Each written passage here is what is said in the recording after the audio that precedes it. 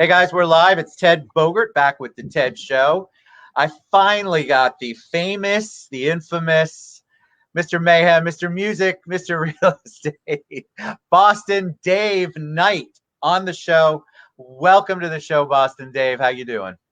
We appreciate you, Teddy B. We understand you're going through some life challenges, and we're all with you, my friend.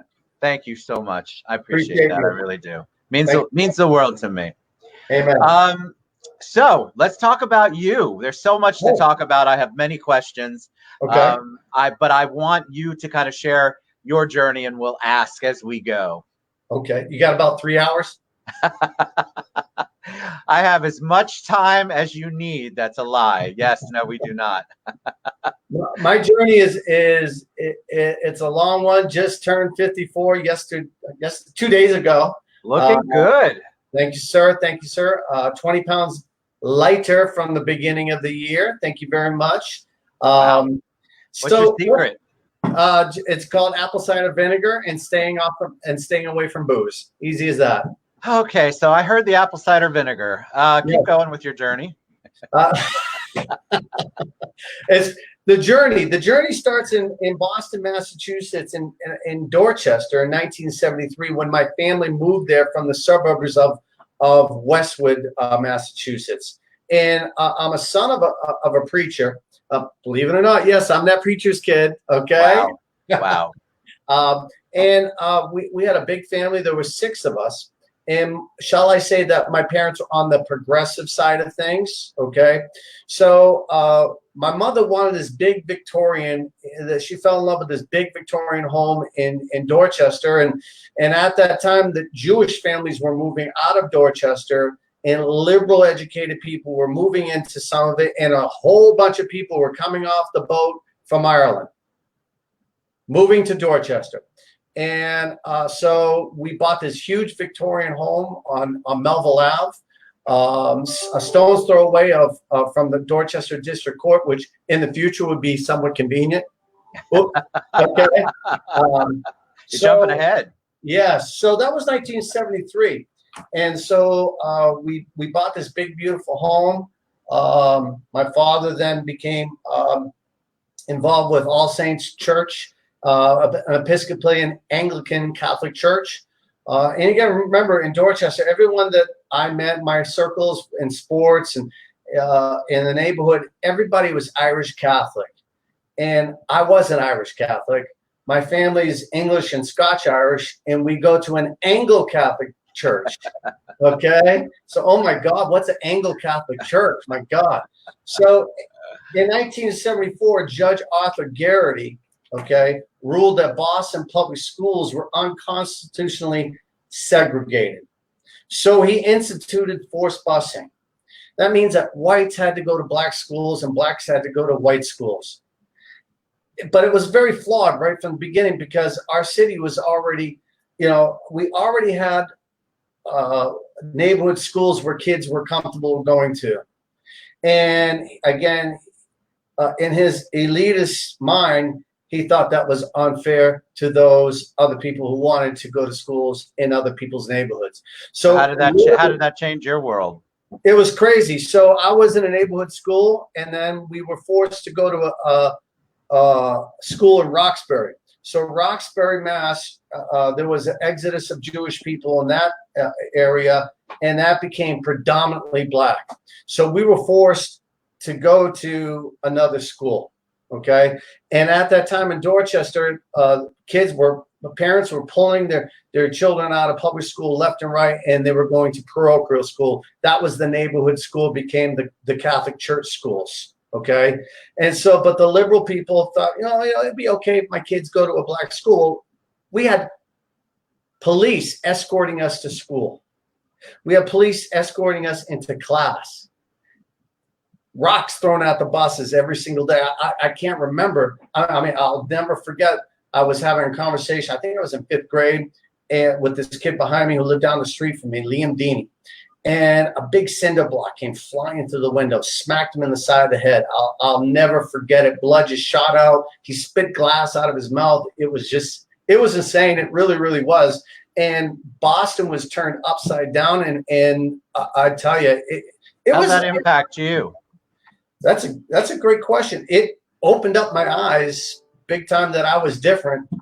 And it also opened up my eyes to racial hostilities that I never encountered while I was, living in Westwood or Lancaster, Mass, which is, a predominantly white neighborhood. So what did it do to change? So what lesson did you take with you from that? If you don't want to be part of forest busing, don't live in that neighborhood. Live somewhere else. You can be a you do not have to be part of what politicians want you to be. And so it forced me to be a rebel. I didn't want to. I didn't like it. I didn't like being chased down the hall and be called a white boy in hockey. I hated it. Okay. Is that why you went into music? No, that's why I went into Catholic school. But as a rebel, okay, my family, we were all involved with church choir because, again, my father was a preacher.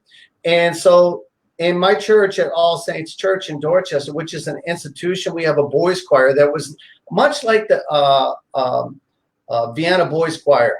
Okay, we used to tour this, that, and everything else. And we had a headmaster, we had an organist, and he was a drill sergeant.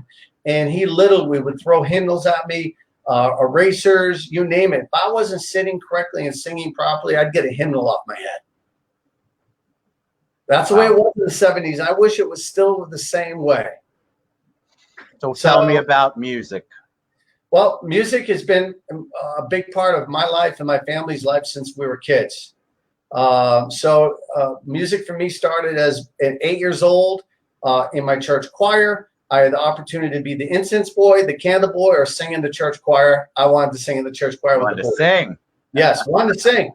And by the time I was in 8th grade, I started my own rock and roll band, doing Led Zeppelin, Van Halen, Rolling Stones, Cheap Trick. There's a little rebel. Yes, yes, loved every minute of it, and that's grown into my side life. I believe, I'm a trained entertainer, and obviously a real estate professional. That's my professional life. So, right. Yeah, big part of our lives was that church and rock and roll. And we had the big home up on Melville Ave, and in our basement we had my PA system, drums, guitars, amps, and it also came to time in, what was it, 84, Donnie Wahlberg, the Wahlberg family, which the older Wahlberg son was one of my best friends. We used to play street hockey together and get in trouble in school. I don't know how many times I got sent to the principal's office with this kid. I bet you did. And then my younger brother, Chris, was best friends with Donnie Wahlberg. And Donnie and Jordan used to sing in the school choir. So we also had the school choir, too, that we were all involved with. And one thing led to another. Maurice Starr came into my household. Maurice was the big Boston producer who created New Edition. Right. And they had that huge hit in 1982, Candy Girl. And so New Edition and Maurice Starr parted ways. And so Maurice started a new boy band. Instead of having 5 black boys, he had 5 white boys. And what was the name of that band? That was New Kids on the Block. But originally, we set each other up so well for these. These are good. Exactly. We're pivoting. And the original, what's cool, Teddy, is that they originally didn't start out as New Kids on the Block. They started out as Nynuk. As what? As nine, exactly. It's called Nynuk. N-Y-N-U-K. Nynuk, like Nynuk of the North. Oh, I got you. Like, really? I've never really liked the name. New Kids on the Block, man. That's big. Yes. And at their first show, they did the Kite Festival because Maurice had all of his connections in the black music community. So their first show was at the Roxbury Kite Festival. Literally, we were the only white people there. When you say Roxbury, I think of A Night at Roxbury. Is that the same Roxbury? Mass, No, yeah. no. Roxbury is near is near the south end, which is near downtown Boston. And then I'm very disappointed that you did not say Dorchester in the way that I expected you to say. Dorchester. Well, it's supposed to be Dorchester. There you go. Hey, Teddy Bogart. Teddy Bogart. I would have been remiss if I hadn't said that, because the whole time I'm thinking, gosh, he's really Florida-ized to that Dorchester. It doesn't even sound like I would expect to come out of your mouth. Where did the fashion come in? You're a big fashion guy. I am. And I want to go back to why I don't sound like I'm from Dorchester. Oh, yes, please tell me.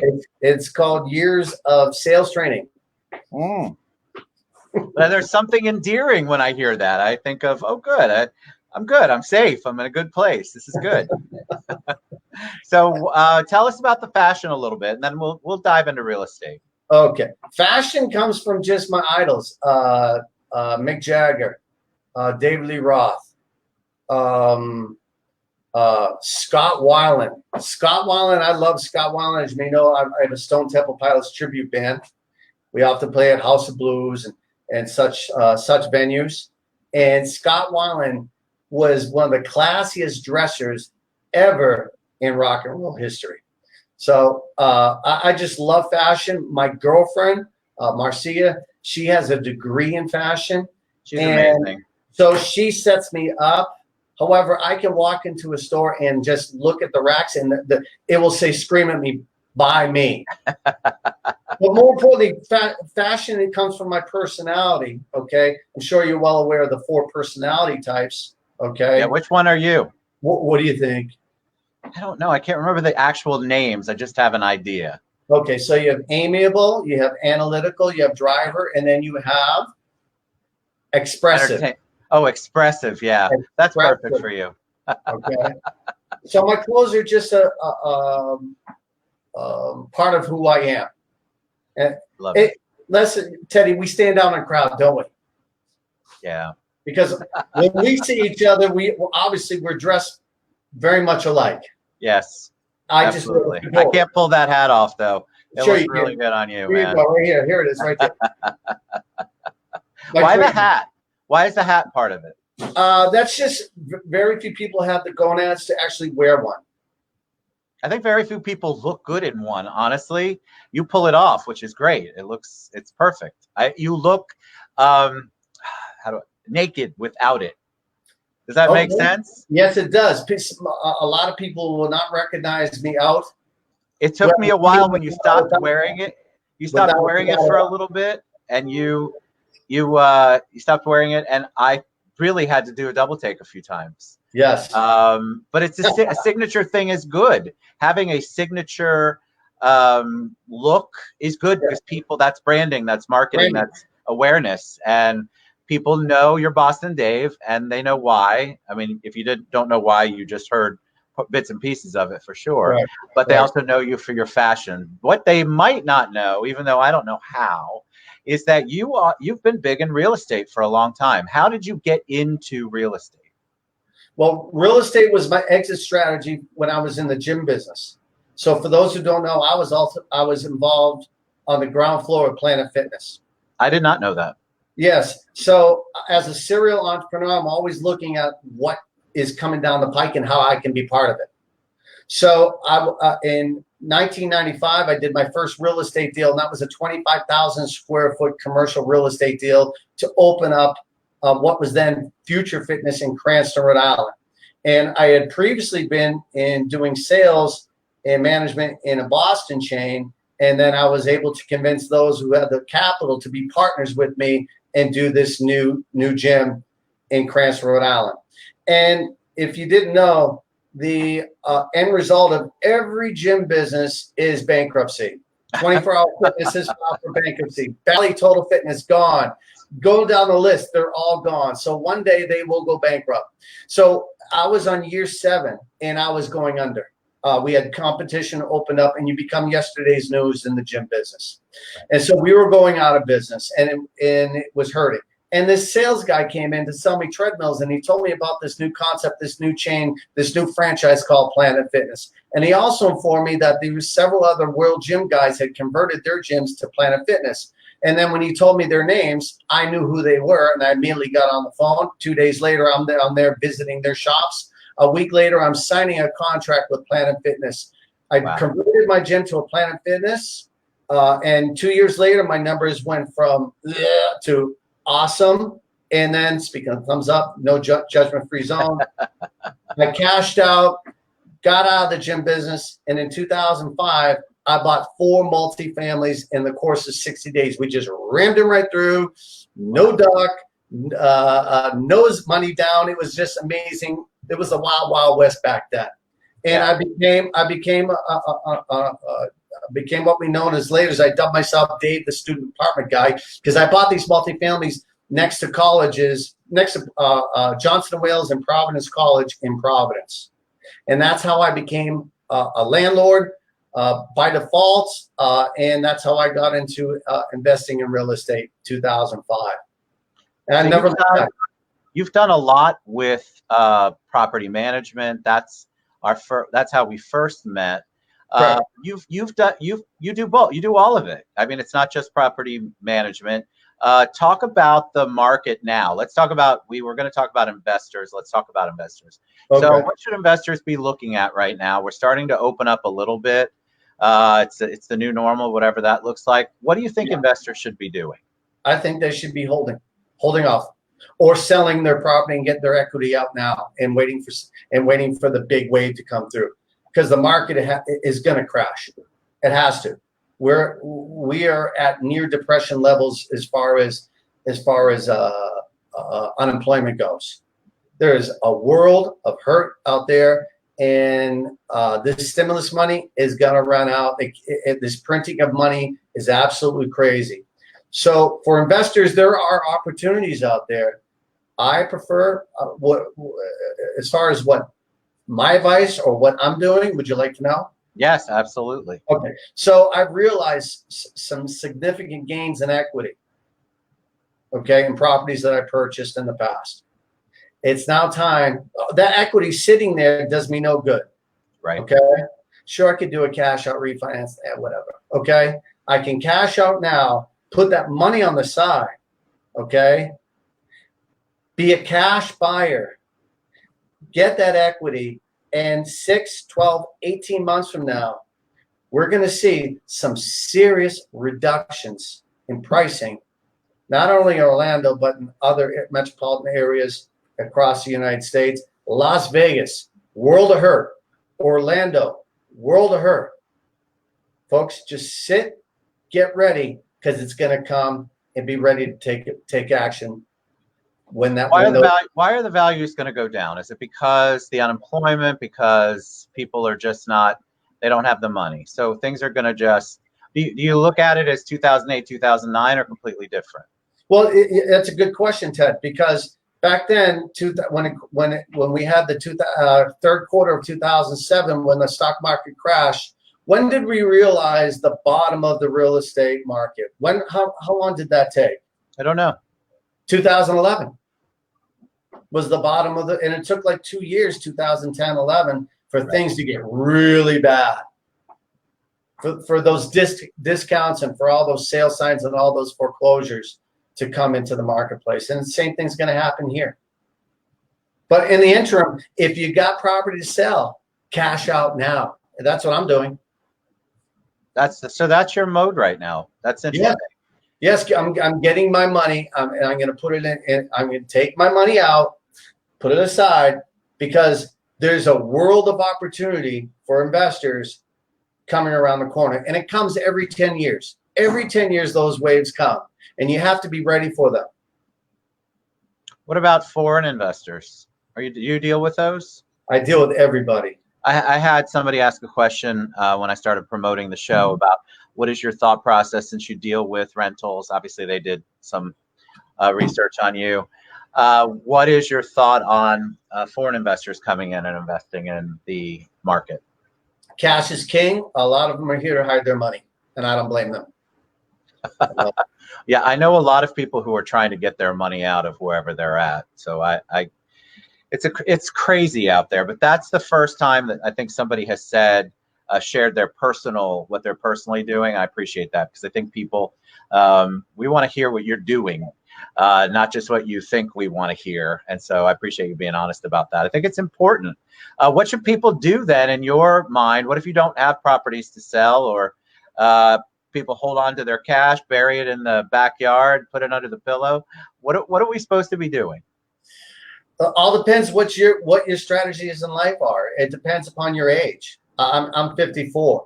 I plan on retiring in 10 years. Okay, so I need to set myself up for my retirement years. I'm not going to be working. I'm not going to be Boston Dave. Okay, so it depends about your long-term, what your long-term goals and strategies are. So if you're 30 years old, okay, then a 30-year fixed mortgage is awesome. If you're my age, a 15-year fixed rate is even better. If you're our age, Ted, sadly, I'm older than you, Dave. So have a business that has a receivable base. Get into a business that has a receivable base, a revenue stream, property management, hello, insurance, hello, mortgages. Okay, where you can have tons of people, where you can build a big book of business. If you're in by investing in real estate, okay, you buy it at the right time. You just allow the market to grow the equity in the home. And then you can realize the equity by two ways, either by selling it or by doing a cash out refi. Okay.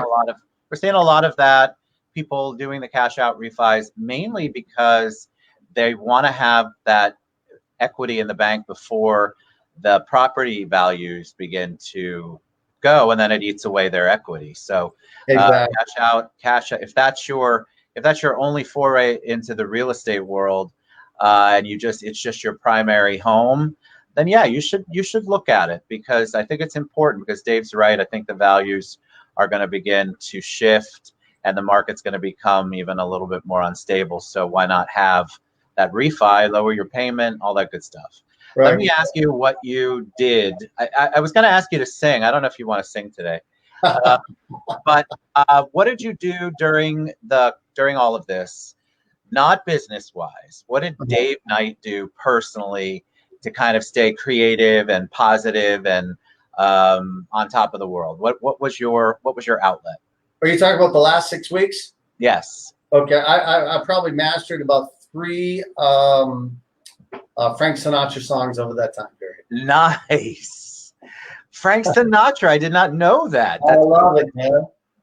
Flying to the moon. Let me play among the stars. Let me see what spring is like on Jupiter and Mars. You got it, baby. I love it. All right, Frank Sinatra. That's a great song. So yeah, that's my next foray. It's going to be Boston Dave and the Heavy Metal Horns. That's my next act. And I'll be honest with you, Teddy. If I could, I'd be doing 2 shows in Las Vegas every day versus real estate. I really, really would. You want to be on stage? I love it. I know you do. You're great at it too. So, all right, we have to look for that. All right, you guys, I put Dave's website down there as far as the real estate's concerned. Maxine says Frank Sinatra is one of my favorite. You have lots of love people are showing you, Dave. We'll both reach out to you guys. Thanks, Jeremy and Ryan and Yvonne and Paula. But reach out to Dave. Anything you want to learn about, I don't know, real estate, what his thought process is. If you have some homes, I think you're still taking new clients, I would imagine. Always. On the real estate world, reach out to Boston Dave. If he doesn't know the answer, he'll find it for you. Thanks for being on the show, buddy. That was awesome. I appreciate you. Hopefully I'll see you at my next show. I would love to be at your next show. All right, guys, Boston Dave Knight, RentSmartUSA.com. Thanks, buddy. Appreciate you. Thank you. All right, we'll see you guys later. Bye. Bye-bye.